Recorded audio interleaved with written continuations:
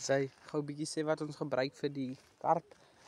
Hier het ons die karppap. Was nie baie lekker is, baie sponsrag. Nee, dit bly ook nie lekker mekaar nie. Dit val baie.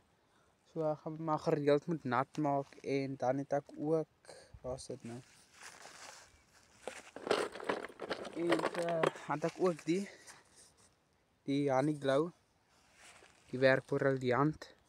As dit die water tref dan spat dit sulke groen kol uit wat lekker ruik en dan trek dit nou die karpe in.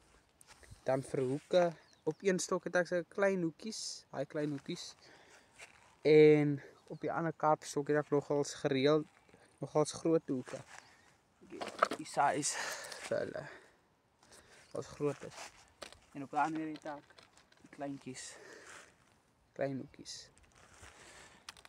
En op die barberstok het ek net een van die hoeke gebring, gelukkig, maar hulle lyk omtrent so, bietjie groter, maar so, sê ander, maar hulle is dieselfde. En die barbers laf nou dit.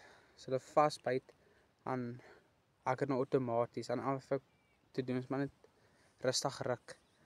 En net ek hulle. So ja, sal maar weer praat en keep jy op het, hopelik.